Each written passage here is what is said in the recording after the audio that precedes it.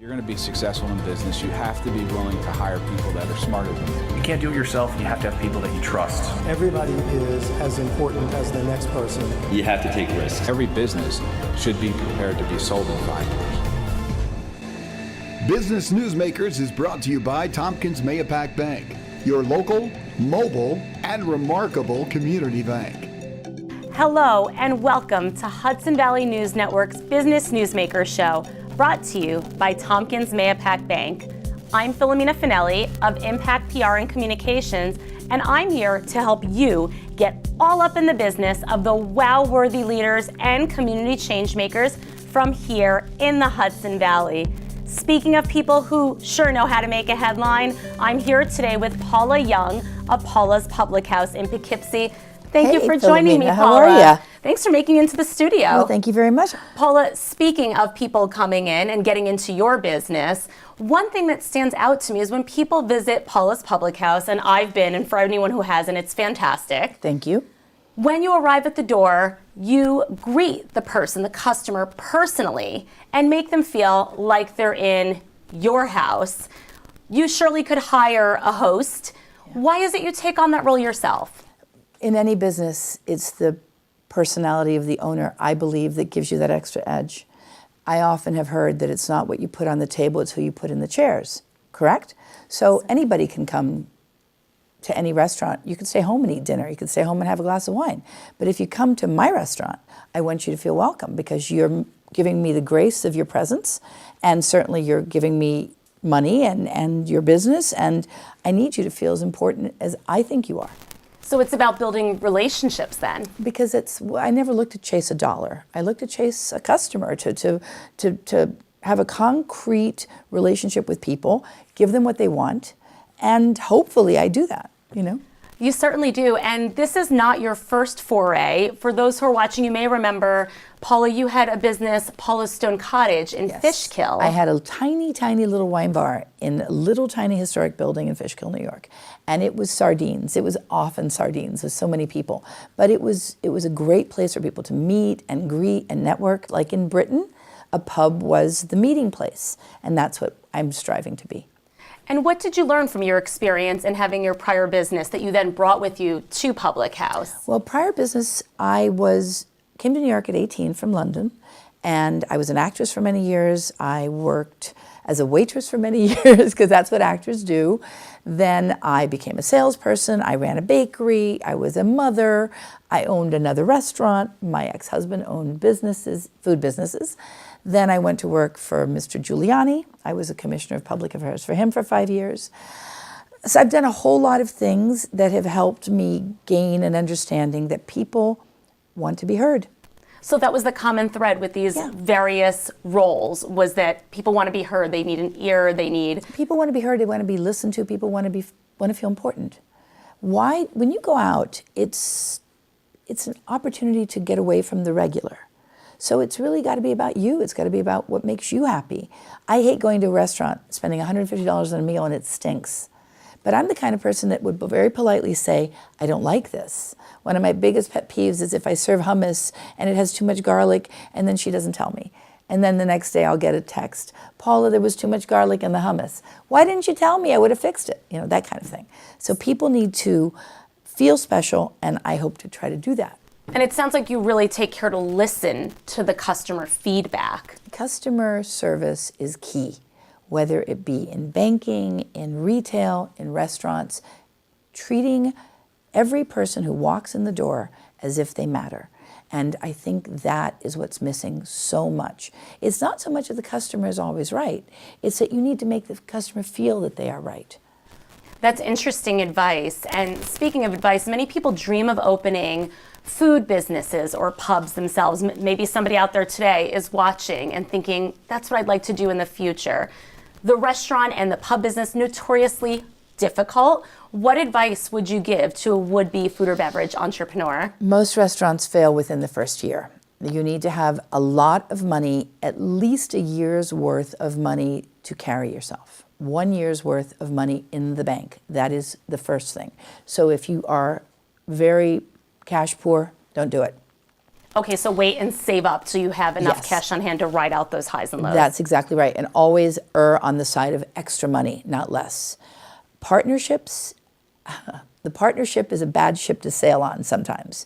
If you are in partnership with an owner, another owner, let's say you're going to do the front of the house, meaning that you're going to do the customer service and they're going to be an investor. They may come in and say, look, she's having so much fun and I'm doing nothing. Or if they're a chef, they may come out and say, I'm slaving in the kitchen and he's out here schmoozing at the bar. It's very difficult in partnership in restaurants. Have you gone down that road yourself? I did. I had a chef owner. I actually went into his business with him and there was issue. I would just recommend that if it's your family, that's one thing, because you kind of already know each other and all the mishigas involved. But if it's someone that you don't know so well, you might want to consider doing it on your own. But a lot of people think, oh, I'll own a bar, I'll own a restaurant, it's going to be great. It's great for 3 months. All your friends come over and want to drink for free. So it's not all fun and games then? No, you have to really be there. You have to be there to watch, you have to be there for stock, you have to be there. If I didn't have James helping me, I don't think that I could get to it because he does so much of the behind the scenes work. He'll make sure that there's oil in the boiler so that I can be out front. Think before you act if you want to open a restaurant. Not that you shouldn't, because we need more good restaurants. And if you're a woman, you really should, because we need more women-owned businesses in the Hudson Valley. So tell me more about your feelings about women and business. How can we support one another more fully if there's women out there watching who want to support other women? I'm sure there are women out there watching. I'm sure women adore you because you're a woman who's doing this. This is a really cool thing that a woman is doing, and I applaud you for that. I think that women need to understand that we have gifts. We're bright, we're multitaskers, we're instinctual, and we aren't men. So when a woman approaches a business, she does it with a different mindset. And for that reason, if a woman then takes on attributes of a man, like she's strong, she's opinionated, she's forthright, people are taken aback.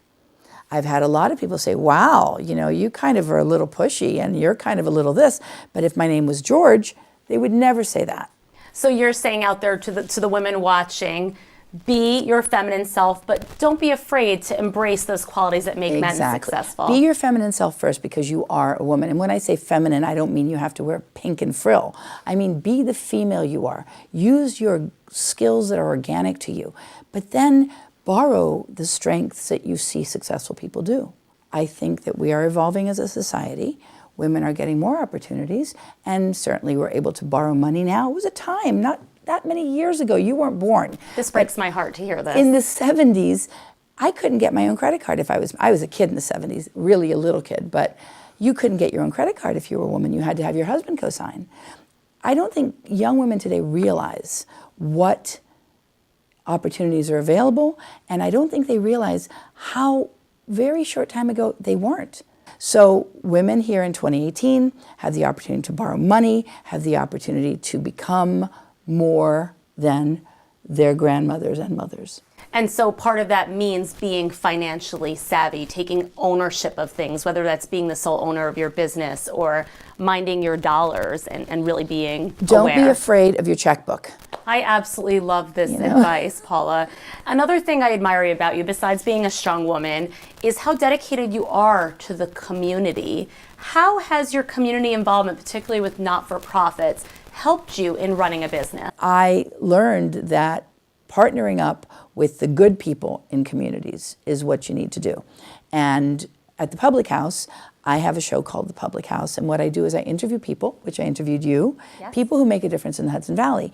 And it seems like community affairs, people who volunteer are the good guys. They're out there making cupcakes for the brownies.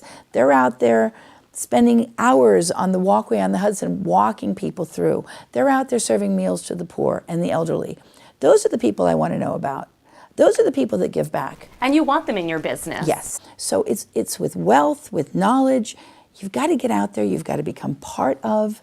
You've got to understand how things work. Paula, the passion absolutely oozes out of you, and I'm sure anybody watching can feel it.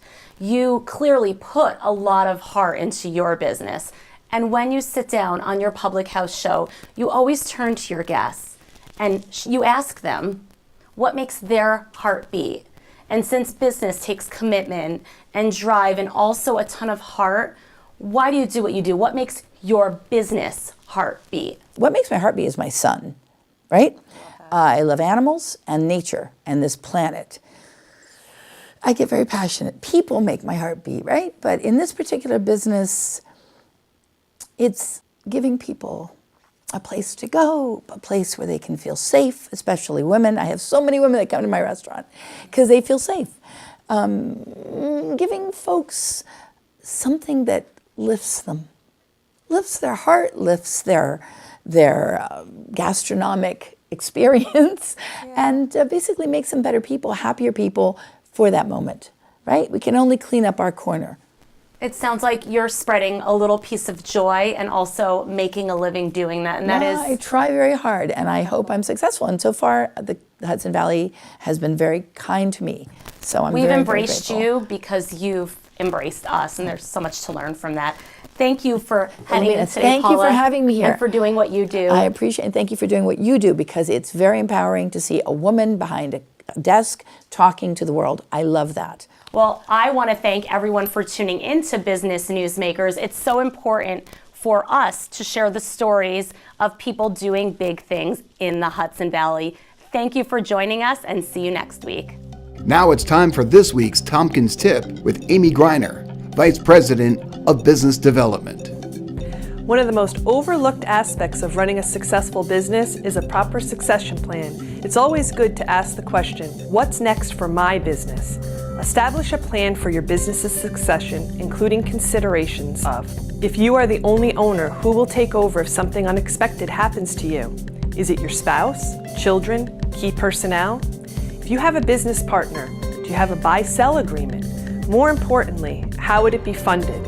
If not done properly, you could end up in business with your partner's spouse or their next of kin. Are the business debt obligations properly insured? At all times, you should understand what is owed by the company and how it will be repaid. Who is the next generation of leaders within your organization, and how can you define their role more clearly? Understanding issues related to financial, tax, legal, and insurance positions. Most importantly, advanced planning for a business succession should happen before the need arises. It's never too early to have a good plan. Business Newsmakers is brought to you by Tompkins Mayapack Bank, your local, mobile, and remarkable community bank.